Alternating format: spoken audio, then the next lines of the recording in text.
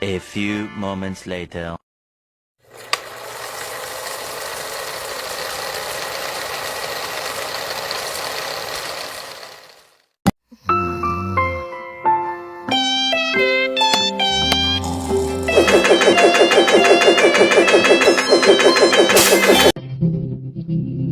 Baik, Assalamualaikum warahmatullahi wabarakatuh. Perkenalkan, nama saya Berti Setiawan, Prodi Pendidikan Kepelatihan Olahraga. Nomor induk siswa 230302500026. 2000 years later.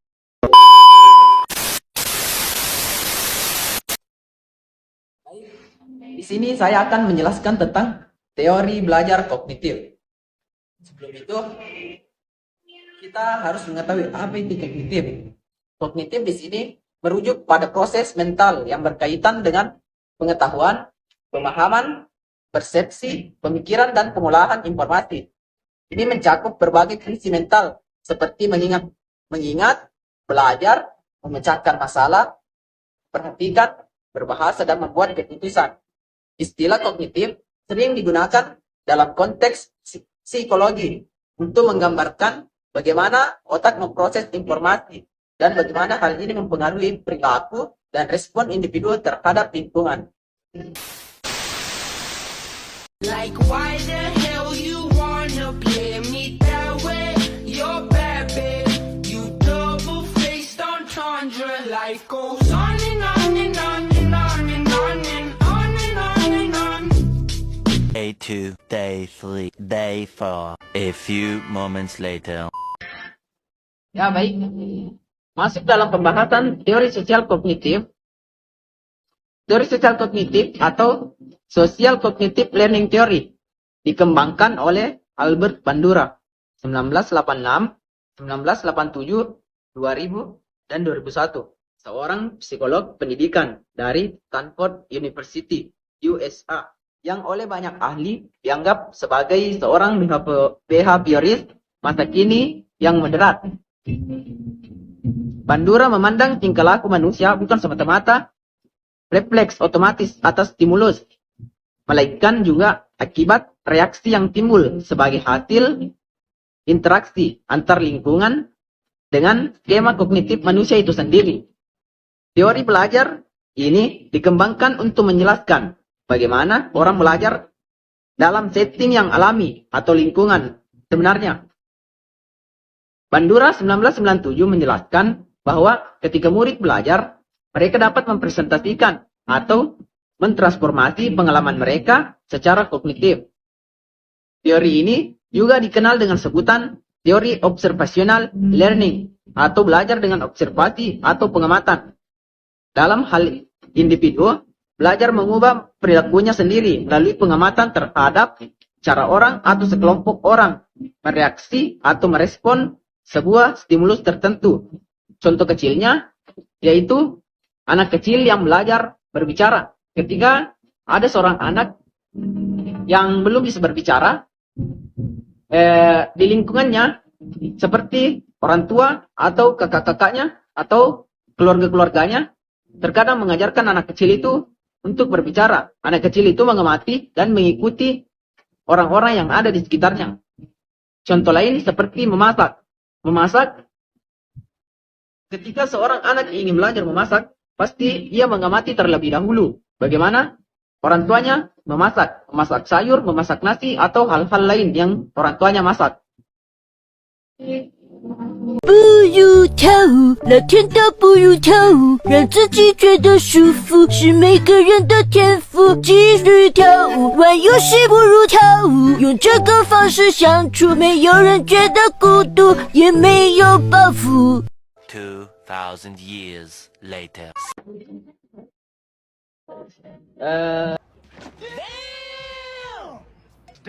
Dalam teori pembelajaran sosial kognitif, teori ini menekankan bahwa individu belajar melalui pengamatan terhadap tindakan orang lain dan konsekuensinya. Ada 4 komponen utama dalam proses belajar sosial kognitif. Yang pertama yaitu attention. individu harus memperhatikan model orang lain yang sedang melakukan perilaku tertentu. Seperti ketika ada seorang anak memperhatikan kakaknya bermain gitar. Anak tersebut tertarik pada cara kakaknya memainkan alat musik tersebut. Setiap gerakan jari dan nada yang dihasilkan. Yang kedua yaitu retention. Individu harus dapat mengingat perilaku yang diobservasi agar dapat digunakan di masa depan. Contohnya seperti ketika mengamati kakaknya bermain gitar, anak tersebut mengingat posisi jari dan cara memetik senar. Meskipun tidak langsung mempraktikkannya, anak tersebut menyimpan informasi ini dan mengingatnya untuk dipelajari. Yang ketiga yaitu reproduksi. Reproduksi di sini yaitu individu harus memproduksi atau meniru perilaku yang diobservasi.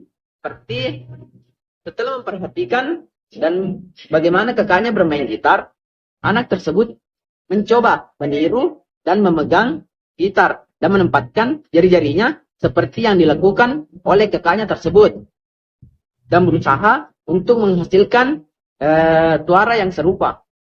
Yang keempat yaitu motivasi. Motivasi di sini yaitu individu harus mempunyai motivasi untuk terus selalu belajar, dan baik secara dorongan internal maupun eksternal. Contohnya seperti anak tersebut termotivasi untuk terus belajar bermain gitar, untuk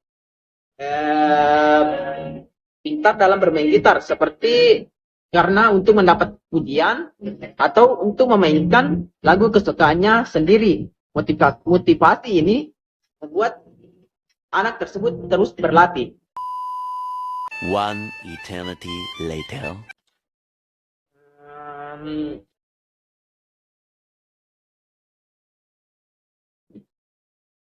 Teori pembelajaran sosial kognitif menekankan pembelajaran tersebut tidak hanya terjadi melalui pengalaman langsung, tetapi juga melalui observasi perilaku orang lain dan konsekuensi yang terjadi. Asumsi-asumsi yang mendasari pembelajaran sosial kognitif. Yang pertama yaitu pembelajaran melalui observasi atau observational learning. Individu dapat belajar dengan mengamati orang lain, terutama jika mengamati model yang signifikan, seperti guru, orang tua, dan teman-teman. Contohnya, seorang anak kecil yang melihat saudaranya membersihkan meja setelah makan. Mungkin dia akan meniru perilaku tersebut, meskipun belum diajarkan langsung. Yang kedua yaitu faktor-faktor kognitif berperan dalam pembelajaran. Pembelajaran tidak hanya bergantung pada stimulus dan respon seperti dalam behaviorisme, tapi juga melibatkan proses mental seperti atensi, dan motivasi. Contohnya, seorang siswa mungkin mengamati guru melakukan eksperimen di kelas lain. Namun, apakah ia belajar atau tidak tergantung pada seberapa besar perhatian yang diberikan pada proses tersebut. Apakah ia dapat mengingat apa yang dia lihat dan seberapa termotivasi dia untuk melakukan hal yang sama. Yang ketiga yaitu peran penguatan dan hukuman. Pembelajaran dapat diperkuat atau dilemahkan oleh konsekuensi yang diobservasi. Jika individu melihat mendapat penguatan positif, misalnya hadiah atau pujian, mereka cenderung meniru atau melakukan perilaku tersebut.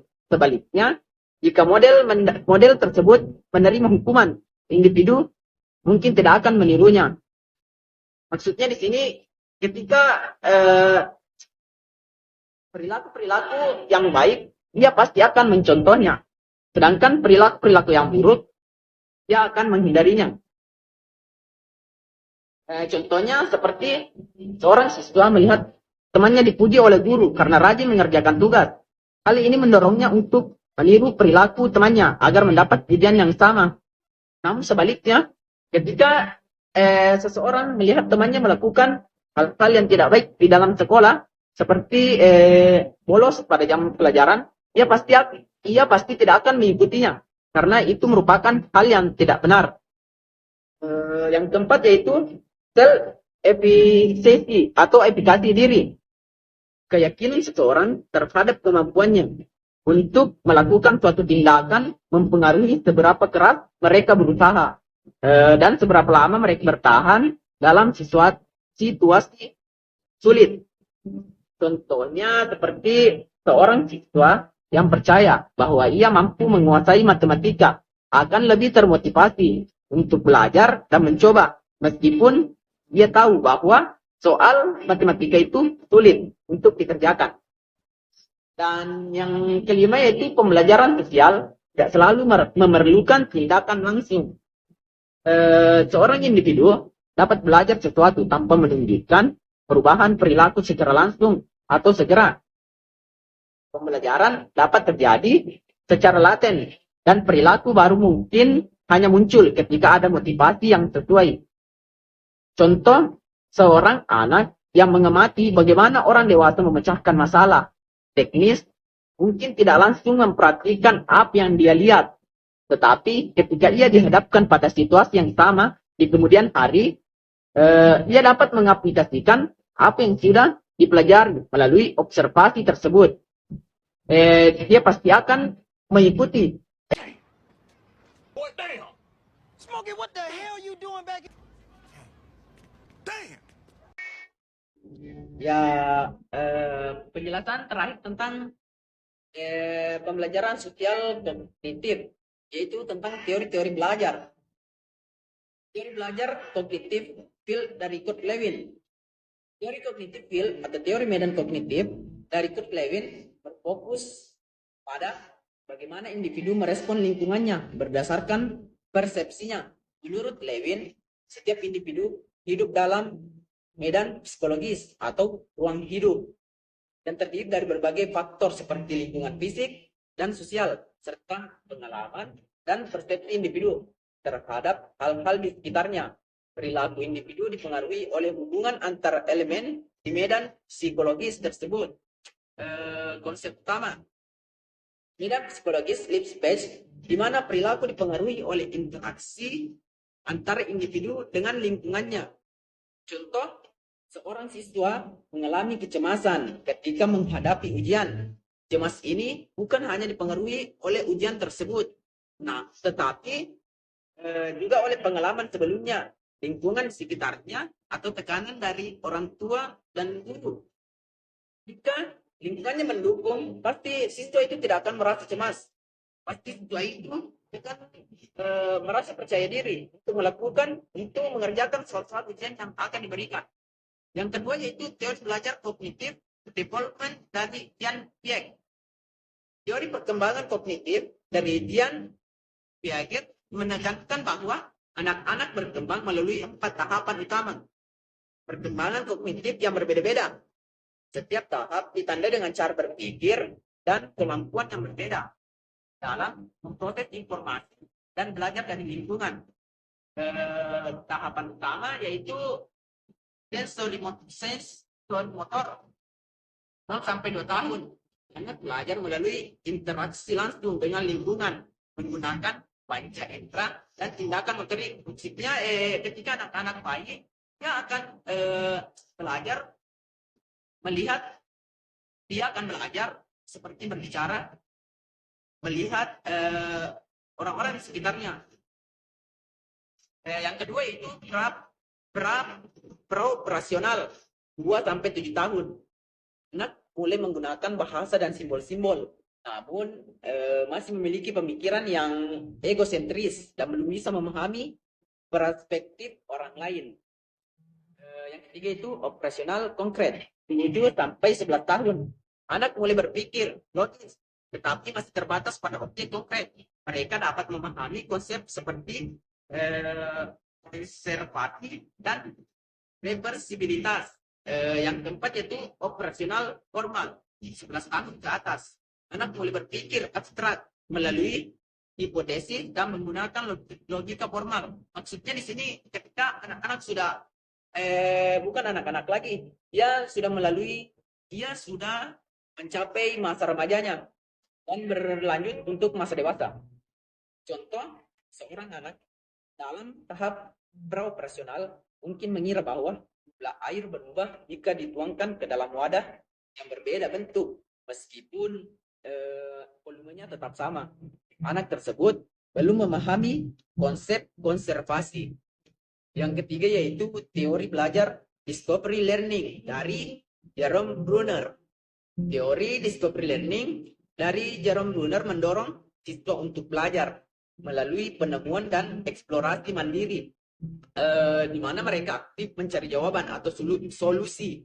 Bruner percaya bahwa dengan menemukan informasi sendiri, siswa akan lebih memahami dan mengingat materi tersebut. Konsep utamanya yaitu pembelajaran melalui penemuan, partisipasi aktif, dan pemahaman konsep daripada hanya menerima informasi secara pasif.